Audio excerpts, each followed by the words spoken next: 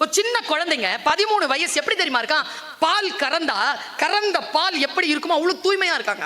அவனை பார்த்தா புள்ள அவ்வளவு அழகு. ஒரு நடுத்தர வர்க்கம், உழைப்பாளர் குடும்பம். திடீர்னு நைட்டு 3:30 மணிக்கு போலீஸ் வந்து அந்த பிள்ளைய வீட்டெல்லாம் உடைச்சி பிள்ளைய கூட்டிட்டு போயிடுது. கடைசியாங்க அந்த பையன் நான் செய்யலப்பா அப்படிங்கிறான். நான் நம்புறேன் பாங்கிறப்பா அவன் அப்படியே கை பிடிச்சிட்டு இருக்கான். கடைசியா 1 வருஷம் ட்ரையலுக்கு அப்புறமா அந்த சனியன் தான் கொன்னதே ப்ரூவ் ஆயிடுது. அவனே ஒத்துக்கிறான். அது வெறும் படமா நான் பார்க்கல, நானும் தாய் தானே. அவரு அந்த மனைவியை கூப்பிட்டுட்டு அழுவாரு, அழுது கேட்பாரு, அப்பா நான் கொல்லலப்பா, நான் எந்த தப்பும் செய்யலப்பா, நான் நல்ல பையன்ப்பா, நீ என்கிட்ட சொல்லிட்டே இருந்தானேம்மா, ஏம்மா சொன்னான்னு கேட்பேன்.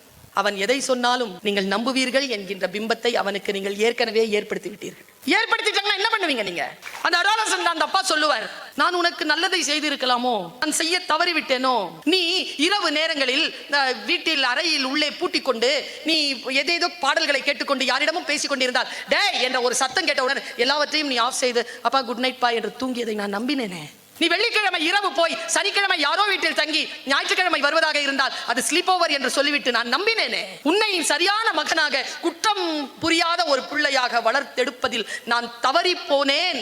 உனக்கு நான் என் கடமையை செய்ய முடியாமல் போனதற்காக இன்றைக்கு நீ சிறைச்சாலையில் இருக்கிறாய். அதற்காக உன்னிடத்தில் நான் மன்னிப்பு கேட்டுக்கொள்கிறேன் என்ற அந்த பொம்மையை வைத்து அதற்கு மீது ஒரு டவலை போத்திட்டு அவன் நின்று அழுவான். அதான் கடைசி ஷாட். நாம் சொல்வதை கேட்டு வளர்வதே இல்லை, நம்மை பார்த்துதான் வளர்க்கிறார்.